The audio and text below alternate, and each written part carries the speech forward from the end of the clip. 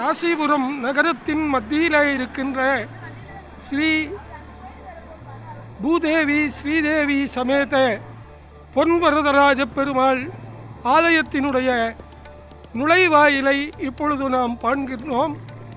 உள்ளே ஒரு பிரம்மாண்டம் உங்களுக்காக காத்திருக்கிறது. வாருங்கள், உள்ளே செல்வோம்.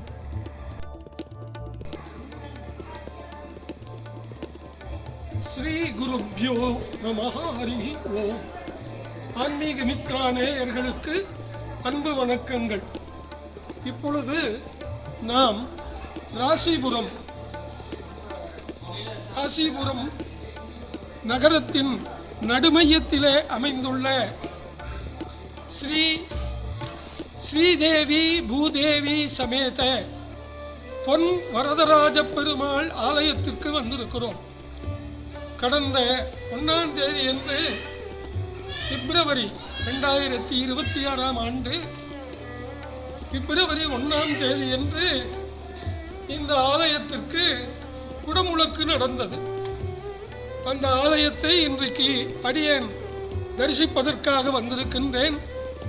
ஐயா லக்ஷ்மணன் ஸ்ரீதரன் அவர்கள் இந்த ஆலயத்தினுடைய தலைமுறை அர்ச்சகர் ஆவார். அதுக்கப்புறம் இன்னொருத்தர் இருக்கார், அவர் பேரு சந்தான கிருஷ்ணன், அவரும் முறை அர்ச்சகர். அவர் இப்போ உற்சவரோட அற்புதமா பெருமாளை எழப்பண்ணி நகர்வலம் சென்றிருக்கின்றார். வாங்கோ, கோவிலை நாம சந்திப்போம்.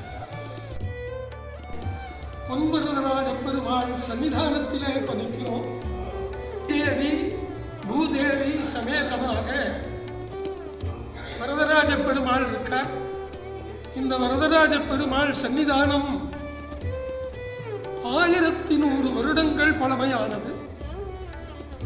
இது இப்போ 18 வருஷமா ஒரே டோனர் கல்வேலைப்பாடுகளாலே அமைத்து இந்த கோவிலை நூதன கும்பாபிஷேகம் 142 வேதிகை, 1000 அந்தணர்கள், வேத அந்தணர்கள் மந்திரங்கள் ஓத இந்த கும்பாபிஷேகமானது நடந்திருக்கு. வாங்க, கோவிலை நாம் சுற்றி பார்ப்போம். ஆழ்வார் ஆதிகளை எல்லாம் இங்கே பிரதிஷ்டை செய்திருக்கிறார்கள். 12 ஆழ்வார்களுடைய சந்நிதி, மணவாள மாமுனிகள், நாதமுனிகள், ராமானுஜர் போன்ற சன்னிதானங்கள் எல்லாம் இங்கே இருப்பதை நீங்கள் காண்கிறீர்கள். இங்கே தனியாக ஹனுமந்த தேவரையும் பிரதிஷ்டை செய்திருக்கிறார்கள்.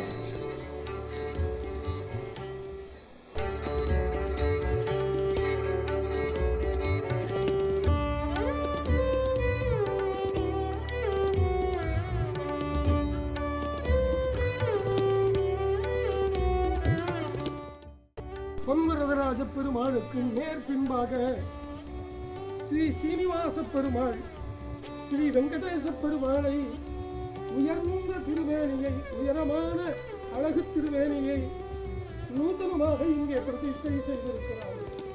லக்ஷ்மி குபேரனுடைய சன்னிதானத்தை வைத்திருக்கிறார்கள். அவருக்கு நேர் எதிரிலே தான் வடக்கு வாசல் என்கிற வைகுண்ட வாசல் அமைந்திருப்பதை நீங்கள் காண்கின்றீர்கள். அதோ வைகுண்ட வாசல் விமானத்திலே ரங்கநாதன், அரங்கநாதன், வைகுண்டநாதன் பார்க்கடலில் பள்ளி துயின்ற அற்புதமான காட்சியை இங்கே சுதை சிற்பமாக்கி இருக்கிறார்கள். எம்பெருமான் பொன் வரதராஜ பெருமாளுடைய ஆலயத்திலே முகப்பிலேயே ராஜகோபுரத்தை கடந்து பிரதான நுழைவாயிலை கடந்து உள்ளே வந்தவுடன் ராஜாக்கள் கட்டியுள்ள கோவில், 1100 வருடங்கள் பழமையான கோவில். அதே அமைப்பிலே புதியதாக பலிபீடமும் அதற்கு நேர் பின்னாலே துவஜஸ்தம்பமும் கோவிலுக்கு மிக முக்கியமான அமைப்பு. இங்கிருந்துதான் நமஸ்காரம் பண்ணிட்டு உள்ள போகணும். ஆலய தொழுகை விதியே அதுதான். பலிபீடத்துக்கு முன்னாலே நமஸ்காரம் பண்ணணும். துவஜஸ்தம்பத்திற்கு பிறகு நமஸ்காரம் கிடையாது. எனவே எந்த கோவிலுக்கு நீங்கள் சென்றாலும் பலிபீடத்துக்கு முன்னாலே இருக்கின்ற சன்னிதானத்திலே நின்று உங்களுடைய வேண்டுதலையும் சாஸ்தாங்க அஷ்டாங்க பஞ்சாங்க நமஸ்காரங்களை செய்ய வேண்டும். அப்படியே கோவில் வளாகத்தை பாருங்கள். அற்புதமான கற்சிற்ப வேலைப்பாடுகள். 18 வருட காலம் இந்த கோவிலை அமைப்பதற்கு நேரமாகி இருக்கிறது. அற்புதமான விக்கிரகங்களை எல்லாம் கம்பத்திலே வடித்திருக்கிறார்கள். ஒரு நபர் டொனேஷன் என்கிற அளவிலே இந்த கோவில் வளர ஆரம்பித்து 18 வருடம் கட்டிக்கொண்டே இருந்திருக்கிறார்கள். அப்படிப்பட்ட ஒரு அற்புதமான காட்சியைத்தான் இப்பொழுது நீங்கள் இங்கே பார்க்கின்றீர்கள்.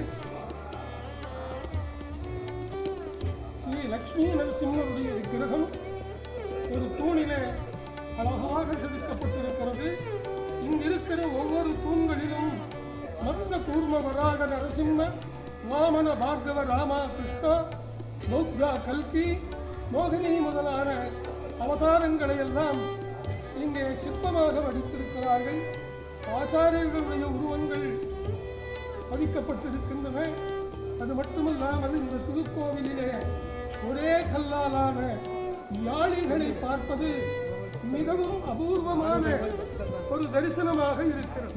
காசிபுரம் நகரத்தின் மையத்திலே அமைந்துள்ள ஸ்ரீதேவி பூதேவி சமேத ஸ்ரீ பொன் வரதராஜ பெருமாள் ஆலயத்தினுடைய நுழைவாயில் முகப்பு மண்டபத்திலே இருக்கிறோம்.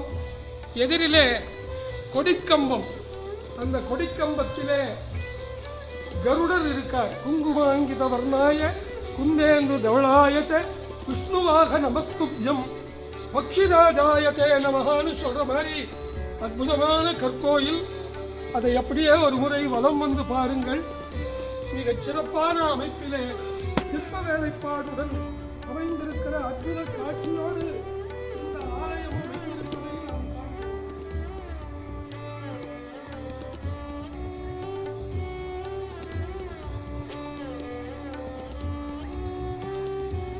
ஆலயத்தின் அற்புதமான தோற்றம். கோவிலின் பின்புறத்தை இப்பொழுது பார்த்துக் கொண்டிருக்கிறீர்கள். அதோ உயர்ந்ததான கருவறை கோபுரம்.